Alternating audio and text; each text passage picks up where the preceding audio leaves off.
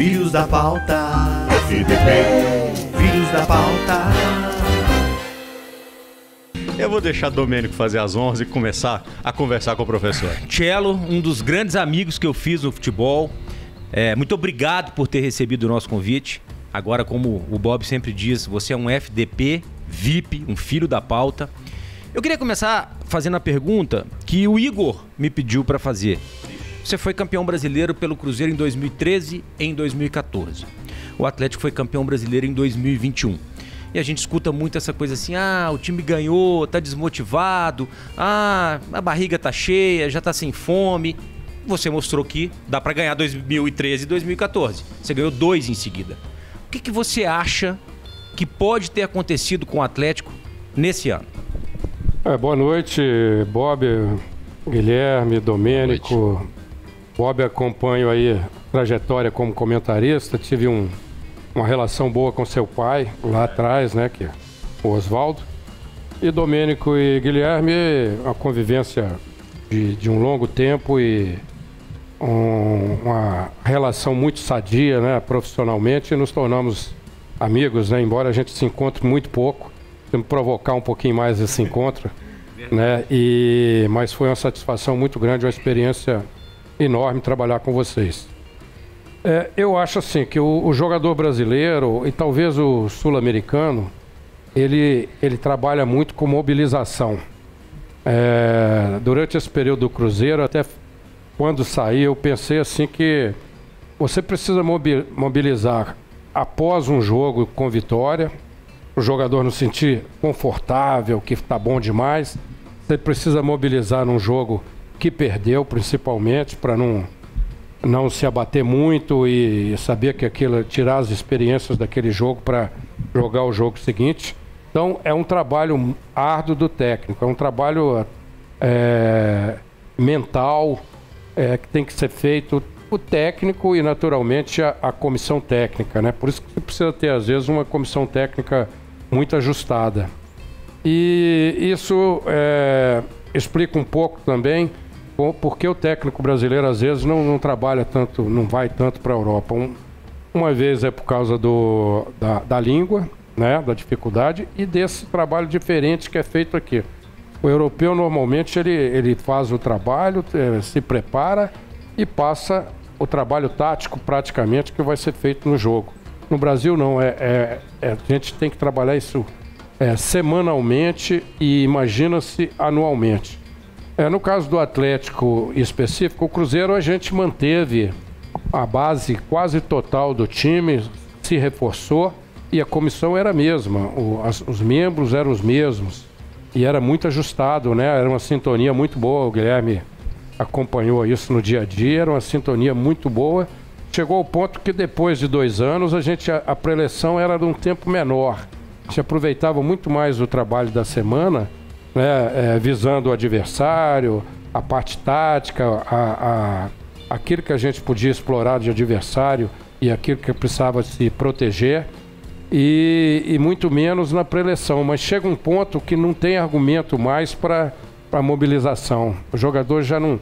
Então, eram palestras e preleções menores.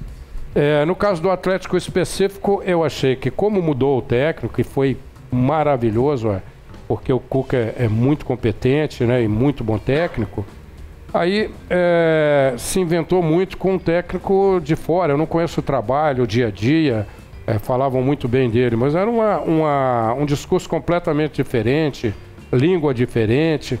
Então eu achei, assim, não dá para falar taxativamente, né, o que aconteceu, porque você não está no dia a dia, mas me dá a impressão disso, um trabalho muito diferente do outro, e se perdeu um pouco da confiança, né? E agora o Cuca está tentando restabelecer isso.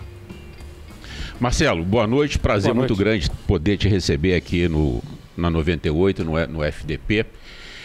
Eu queria que você falasse para a gente, hoje, olhando assim no cenário internacional, quem seria, na sua opinião, o maior nome de treinador do futebol mundial hoje em dia? Tem algum que você fala assim, esse aqui é realmente fora da curva, esse aqui é excepcional? Tem vários, né? Tem o Mourinho, o técnico do Liverpool, né?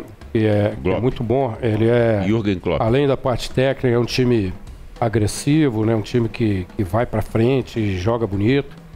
Mas me dá a impressão que o Guardiola é aquele que tem uma combinação de qualidades maior. Me dá a impressão. Ele assim, o time está ganhando, ele está ali o tempo todo participando. É um time que joga muito bonito, que faz gols com muitos toques. E eu aprendi muito isso quando jogador com o Barbatana e principalmente com o Tele Santana.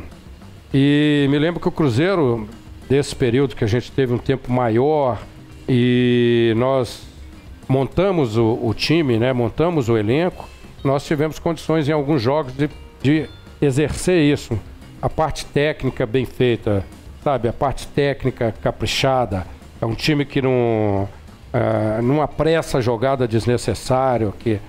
Então o Guardiola, os times que ele comanda sempre jogam assim e me chamam muita atenção. Então, acho que esses nomes citados são os nomes que se destacam mais.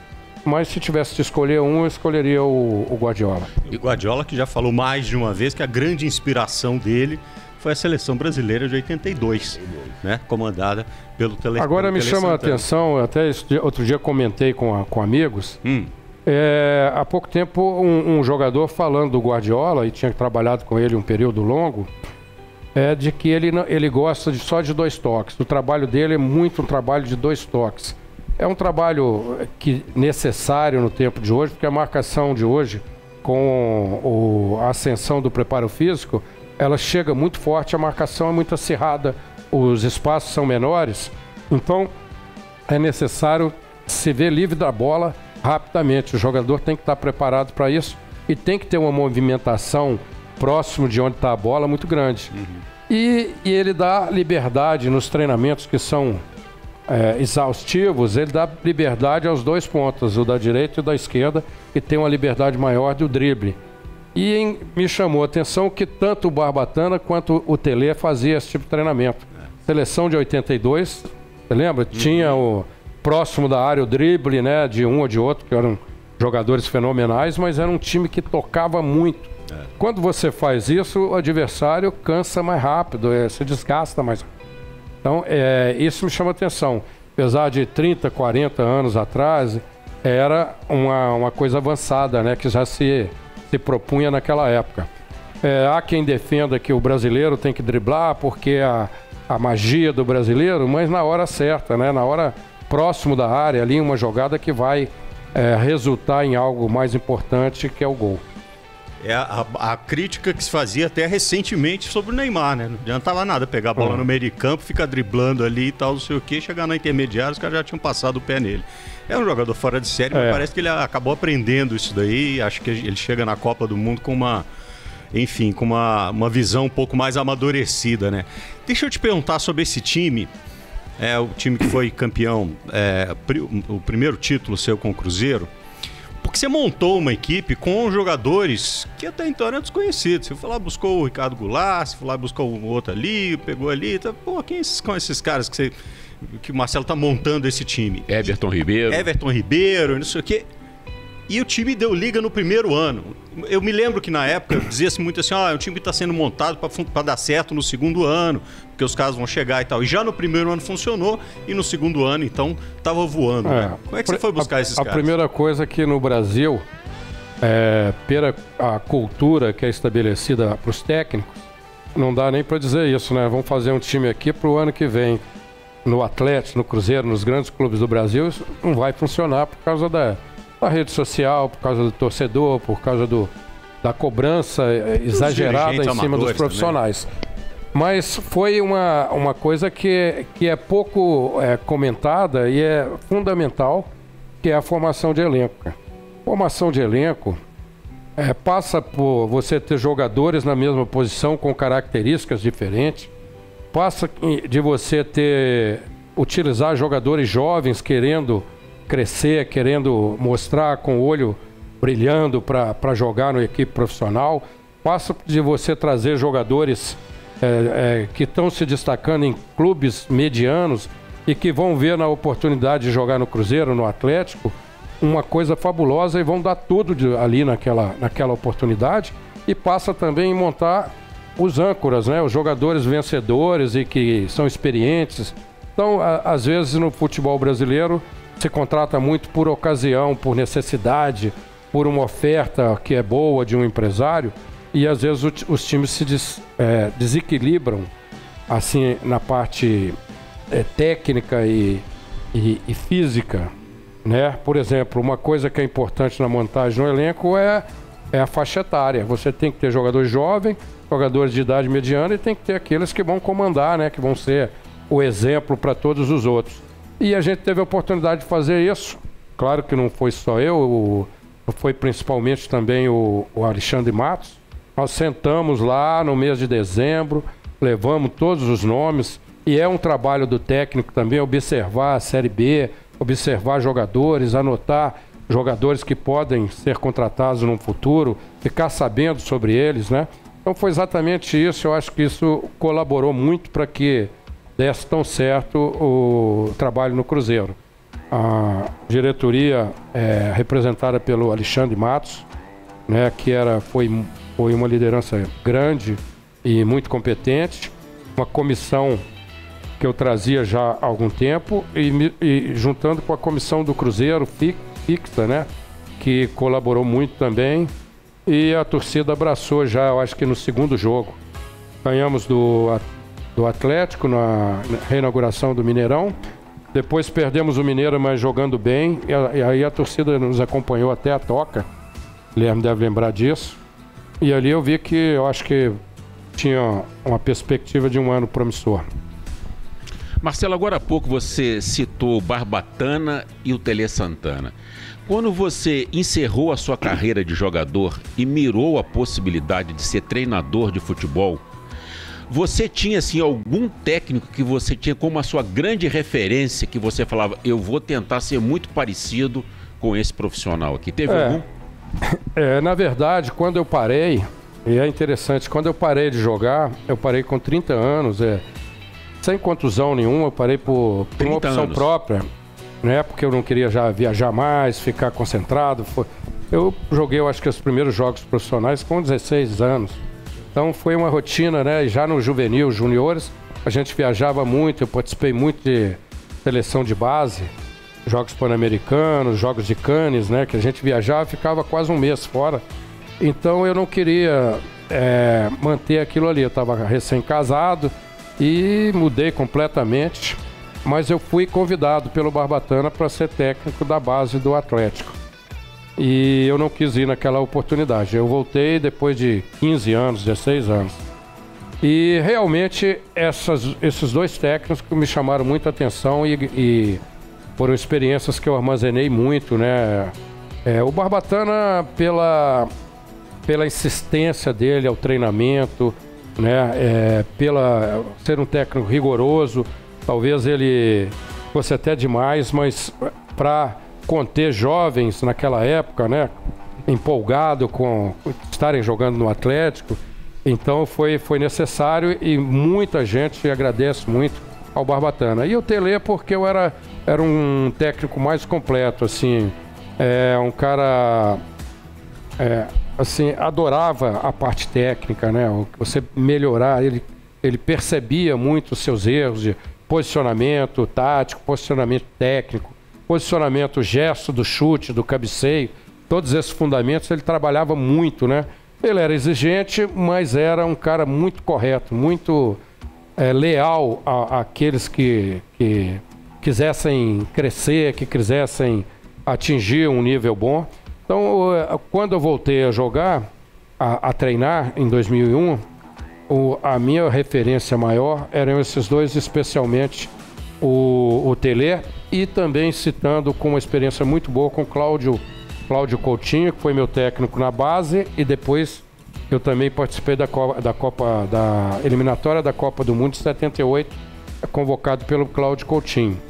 Posteriormente, eu também tive experiências já treinando a base com um grande amigo nosso, que é o Levi Coupe, que eu cito também como grande referência. né? Assistia muitos treinamentos, a gente saía muito, conversava muito. Ele... Muito vinho. De vez em quando o vinhozinho, naquela época nem tanto, depois aumentou, e principalmente em Curitiba, né? Naquela época em Minas aqui a gente até não tomava ainda muito vinho, não. Mas o Levi também é um cara, além de uma pessoa extraordinária, é um técnico assim que eu acho que tem qualidades em todos os aspectos, né? Os requisitos, né? Se diria assim.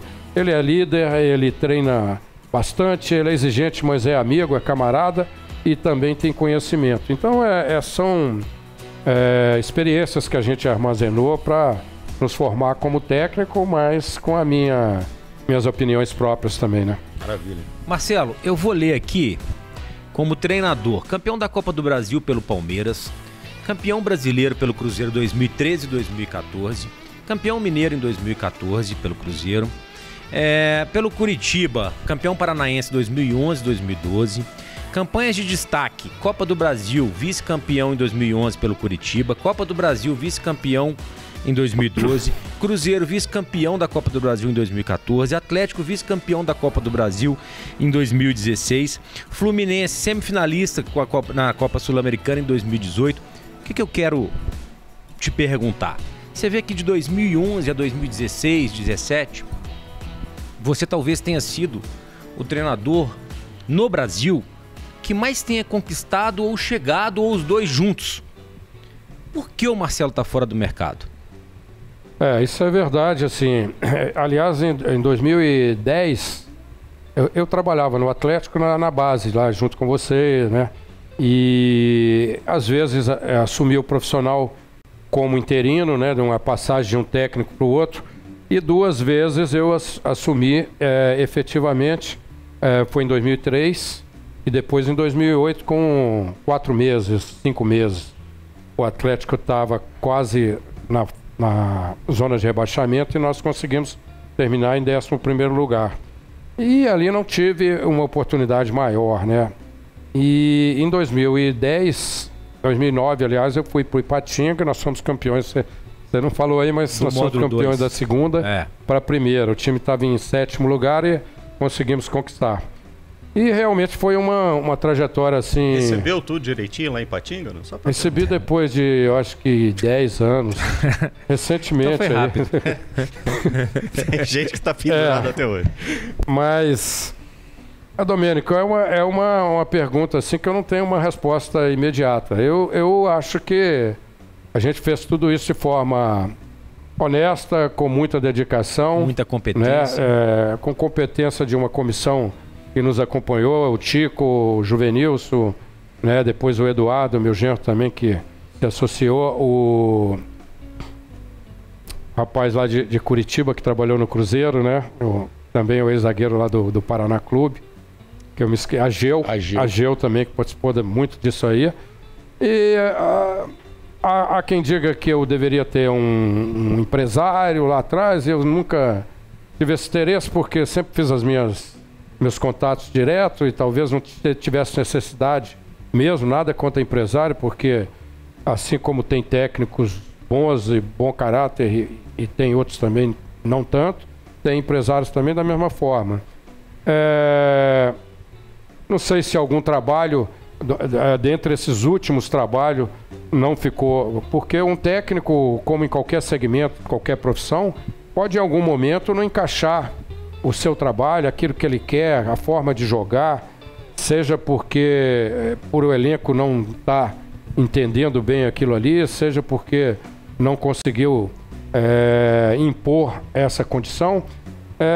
O fato é que nos últimos trabalhos foram trabalhos que o salário estava atrasado ou tinha alguma dificuldade. Eu não considero o trabalho do Atlético um trabalho ruim. Nós, quando chegamos no Atlético, fiquei 7 meses no Atlético.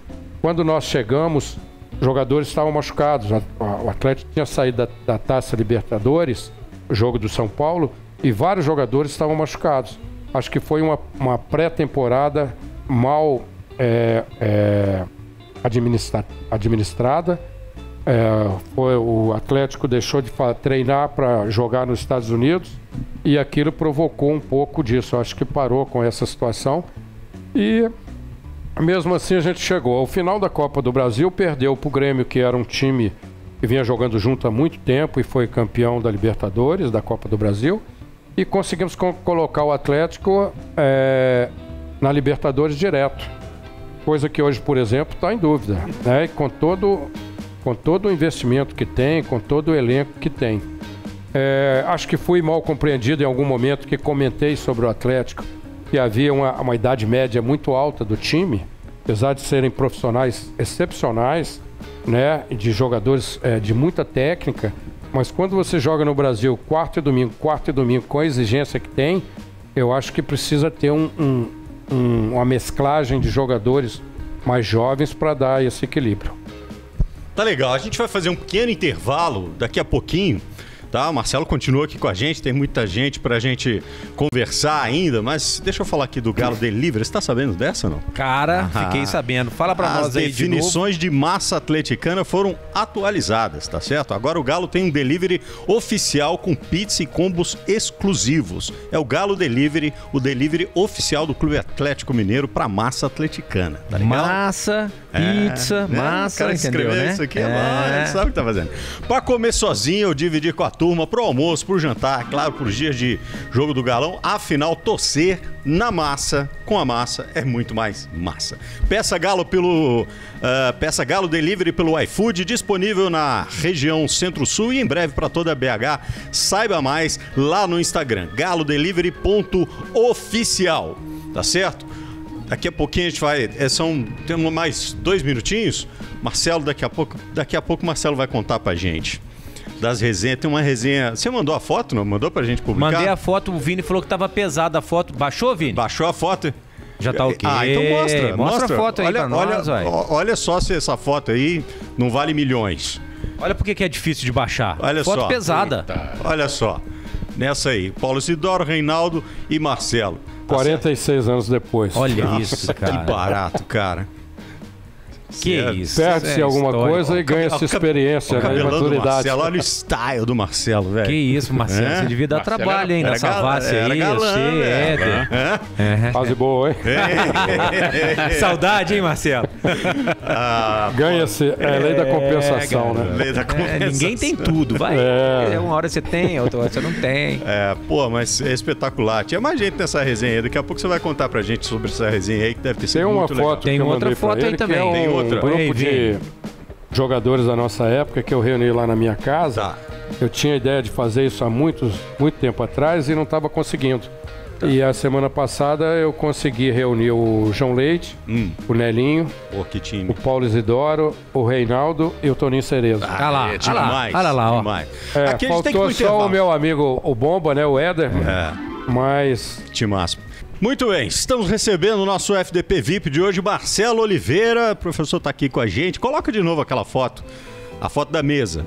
Coloca de novo a foto da mesa aí, para você que está no rádio, a gente vai descrever para você qual é a imagem, né, desse encontro. Tá ali o Paulo Isidoro, eu tô vendo meio de longe. Fala pra gente quem tá ali. Tá ali o João Leite, tá ali o Reinaldo, Marcelo. Toninho Cerezo da direita aqui, o João Leite, Reinaldo. Eu tô lá na cabeceira porque foi lá na minha casa, né?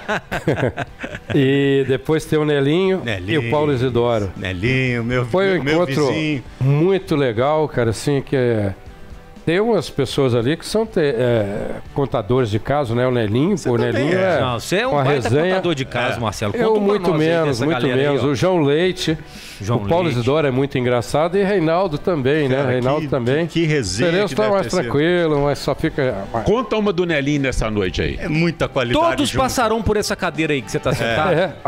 Se tudo der certo. Que legal. A gente comentou disso, né? Que eu que provoquei esse encontro e já há algum tempo eu vinha pensando nisso, mas não conseguia reunir todo mundo na mesma semana.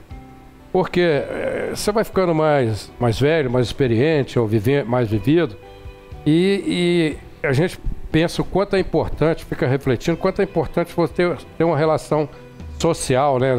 Encontrar amigos, sorrir, tomar um vinho, bater papo, contar uma piada, e muito mais, até comentei com eles lá, muito mais com amigos que a gente gosta, que construiu uma história juntos, né?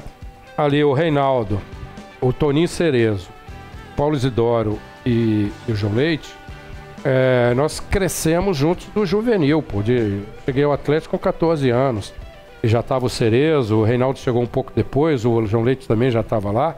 Então ali a gente ia contando nossos sonhos, né? Imaginando como seria jogar no profissional, né? Ser um ídolo do clube, jogar no Mineirão ou antes ali no Independência. E então a gente construiu uma história bacana, todo mundo tem um legado, né? Todo mundo passou pela seleção, alguns jogaram 2 Copas do Mundo, né? Dessa turma que está aí, além de outros que poderiam também estar, mas foi muito bom, cara. Assim, a gente inclusive comentou de fazer novos encontros, né? Surgiu lá uma história do Nelinho, né? Eu não sou assim. Os melhores caras para contar a história é Nelinho, João Leite. João Leite é muito bom, o Levi Coupe e o Raul. Raul também era muito bom. São campeões.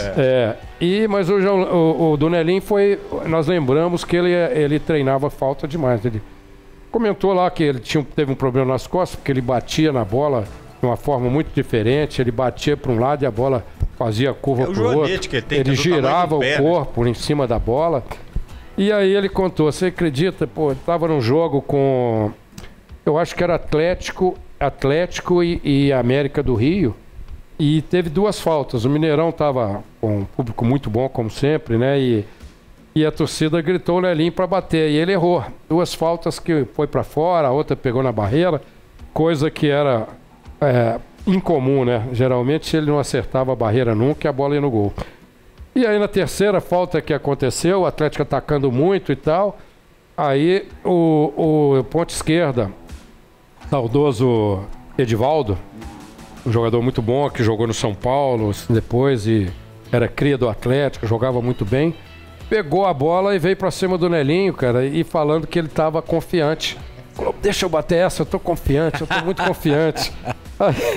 Aí o Manuel falou pra ele assim, com a língua presa, né? Porra, você tá confiante? Eu treino pra caramba. Você não treina nada, tá confiante? Imagina eu que treino pra caramba. Aí ele falou, mas deixa essa. Aí o Nelinho falou pra ele, vou te dar uma colher de chá. Eles foram caminhando pro lugar da falta, né? Aí que a torcida gritar, aí bate. Aí a torcida gritou na linha, ele foi lá, fez o gol. Então é umas histórias assim, ingênuas, né? Mas muito bacana que foram surgindo através ali da conversa. Cara, o Manel tem muita saudade dele. Quando o Guilherme me contratou pra TV Globo, e aí o Nelinho era o outro comentarista, né? E a gente fez uma grande parceria e eu morri de rir. E o que eu aprendi de futebol com o Nelinho não é brincadeira. Só, Manel, meu vizinho mora na rua de baixo. Eu vou te buscar em casa, tá certo? Por favor, vem aqui no FDP conversar com a gente. Você imagina uma câmera ligada num encontro desse, sem ninguém saber? Porque às vezes inibe ali, a câmera tá ligada, e deixa a câmera ali, pegar essa resenha, botar um microfone ali. Só ficar sentado na cabeceira, cara, isso dá um documentário. É muito, sair tanta coisa legal, né, Guilherme? Sensacionais. E só tem conta. O Paulo Isidoro também é bom de resenha. O Paulo Isidoro é ótimo, cara. Ele conta, ele fala menos, assim, conta menos do que os outros. Mas quando ele conta, vem uma coisa sempre muito engraçada. E ele participa muito. E o Reinaldo também, assim, aquele jeito desligado, contando casos lá da Holanda, quando ele viajou para a Holanda e ele não queria jogar, e depois eles contrataram ele para jogar. E ele teve com o Cruyff, né? E o Cruyff incentivou ele a jogar um pouco lá. Então muita coisa, assim, muita coisa bacana, porque foi construído ao longo de muitos anos, né? Nós moramos, né, ali debaixo da arquibancada de onde é o Diamond, hoje o shopping, né? Ali era o estádio, e ali tinha um espaço grande, dormia lá. E a gente dormia lá, 15 pessoas, né? E não reclamava de nada, e não tinha problema nenhum, queria treinar, jogar. Naquela época não tinha, talvez, a estrutura que tem hoje uma categoria de base dos grandes clubes. Então a gente saía andando ali na Rio Grande do Sul e até a Aimorés tinha uma pensão. Tem um caso da pensão lá que é engraçado também. Conta. Tem a pensão do Teor. E aí a gente ia almoçar lá, cara. E o almoço era arroz, feijão, uma batata, a salada e um bife, né? Então, eles botavam ali, a gente servia, voltava, da noite tinha um cafezinho com a bolacha. E aí, uma das vezes, o Márcio Paulada era o zagueiro nosso. Ele foi e a menina, a senhora que ficava lá, ela tinha um problema no olho, cara, assim, ela olhava para um lado e tinha alguma coisa. Eu sei que ela estava olhando assim e ele foi lá servir, cara. E ela olhando pra lá, né? Pro outro lado. E ele serviu 2 bifes. Ele botou um embaixo do arroz, cara. Aí quando chegou na mesa, ela falou, eu tava te vendo e você pegou o bife. Bateu assim o garfo no arroz e tirou e falou, eu vou contar isso lá pro Barbatana. Aí teve uma reunião e tal. Então foi muito engraçado que ele tentou enganar e ela estava olhando para um lado, mas na verdade ela estava vendo o prato dele. Mas assim, a turma era muito unida e todo mundo praticamente cresceu ali junto e fez sucesso, assim, jogou nos grandes clubes, jogou no Atlético. Na época, o sonho nosso não era ir para o exterior e nem era jogar no profissional, ser um bom jogador, ganhar títulos e ir para a seleção. Seleção era aquele sonho, né? Quando a primeira convocação profissional que eu tive, foi uma coisa assim fantástica, né? Hoje diminuiu menos a questão da seleção, embora seja ainda muito importante, né, para todo jogador. Mas você vê os jovens jogadores falando que o sonho é ir para a Europa, né? Você nem jogou ainda na equipe profissional do seu próprio time. Você trabalhou durante muito tempo, né, nas categorias de base e precisou sair do Atlético para ter uma real oportunidade como treinador no profissional, né? No seu trabalho de categoria de base, qual que era o principal problema que você via na formação de jogadores? Era falta de suporte de família, ou era excesso de zelo, ou era muito empresário enchendo o saco, querendo tirar o menino do clube? Qual que era a dificuldade que você se encontrava em formar jogadores e entregar para o profissional? Olha, eu sempre achei que os clubes deviam ter uma estrutura maior de captação, né? Você acha jogador aí pelo Brasil... De vez em quando pega a Taça São Paulo, vê um time distante que revela um jogador, esse cara se torna um ídolo. O Roberto Firmino estava lá no CRB, no juvenil, até quando eu estive lá no CRB numa parceria com o Atlético, eu indiquei para o Atlético, ele e mais um outro jogador. Mas não deram tanta importância, passou alguns meses, 6 meses, ele foi para outro clube e virou o que virou.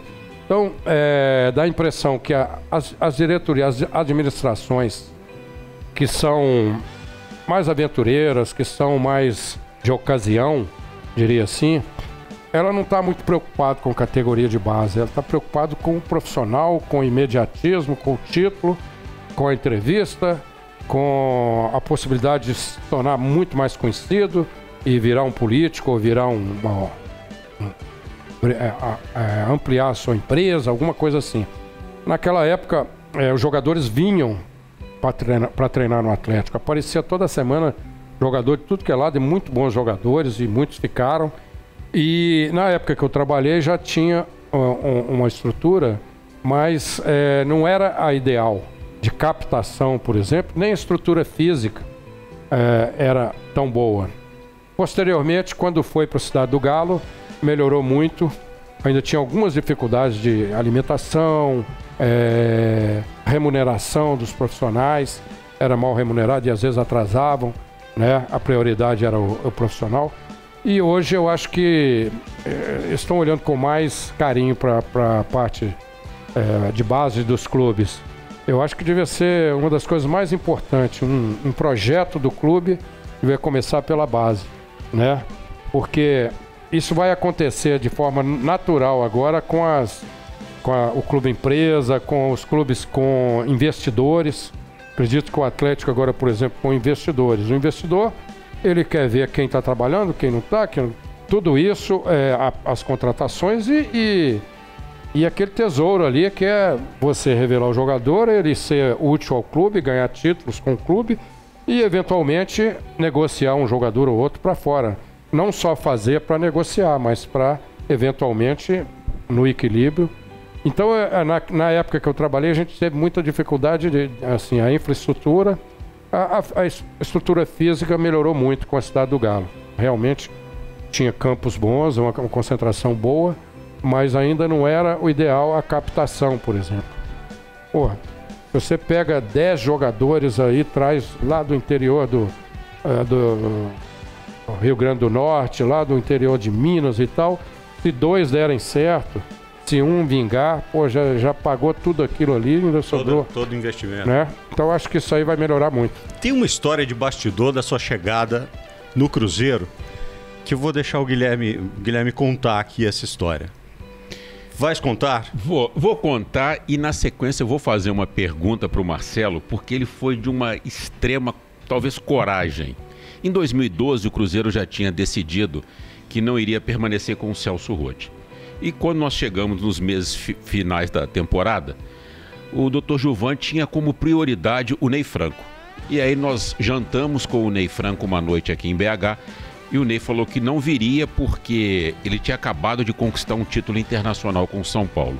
Numa determinada tarde eu cheguei na sala da presidência e o Dr. Gilvan estava lá lamentando que o grande sonho dele era o Ney. Eu falei, presidente, por que o senhor não tenta o Marcelo Oliveira? O Marcelo tem a característica do treinador que o senhor está dizendo, que o Ney gosta de trabalhar com o pessoal da base. Por que o senhor não tenta o Marcelo? Ele virou para mim, é um bom nome. Mas você acha que o Marcelo viria? E naquela época você tinha saído do Curitiba, estava no Vasco há poucos jogos. Eu falei, presidente, eu e o Marcelo temos um grande amigo em comum. Talvez não seja o caso da gente citar o nome dele aqui. Eu falei, eu posso fazer uma ligação. Mas jogava muito. Jogava muito. Não errava uma no gol. Eu posso fazer uma ligação para essa pessoa e pedi-la para consultar o Marcelo. E assim eu fiz. Essa pessoa me atendeu muito educadamente. Falou, olha, eu tenho quase que certeza que o Marcelo não vai aceitar. O Marcelo tem uma identificação muito grande com o Atlético. A torcida do Cruzeiro é muito exigente. Com 2 ou 3 jogos, se o Cruzeiro não vencer, a torcida vai pedir para tirar o Marcelo. Eu falei, mas você faria o contato? Ele, eu faço. Pouco depois ele retornou e falou, olha, o Marcelo aceita conversar com vocês. Eu não participei da negociação dali para frente, foi conduzida pelo Alexandre Matos, e o Marcelo veio para o Cruzeiro. Mas quando o Marcelo chegou no Cruzeiro, a rejeição a ele era tão grande, Bob, que a torcida foi para a porta da sede com nariz de palhaço, né, Marcelo? Pedindo ao Cruzeiro para não insistir na contratação do Marcelo. E ele teve uma firmeza, uma serenidade, uma tranquilidade absurda.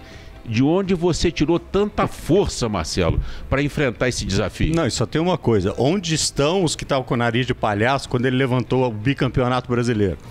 Onde estavam eles? Não, de cara na estreia ele já falou, né? Foi na reabertura do Mineirão e o Cruzeiro venceu o Atlético.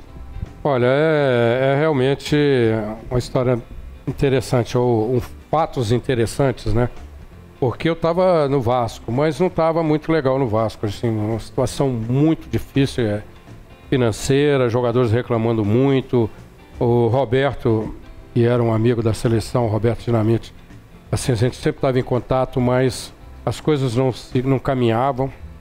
E um dia eu estava caminhando lá no Rio, no hotel onde a gente morava, tinha um espaço para caminhada com a comissão, e acontece às vezes isso comigo, não sei por conta de quê, que eu brinquei com eles, falei, poxa, o Cruzeiro está com dificuldade, quem sabe alguém do Cruzeiro vai nos ligar e convidar para ir para lá.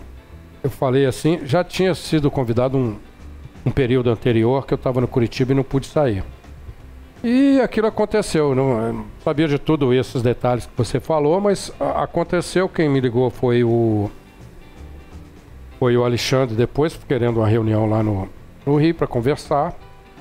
E eu achei, poxa, é uma grande oportunidade você ir para um clube mais estruturado, um clube que dá uma condição melhor de trabalho, que tem um elenco que pode ser trocando uma ou outra peça, a gente pode fazer um bom trabalho. E eu conversei com o Roberto e ajustamos ali como é que seria.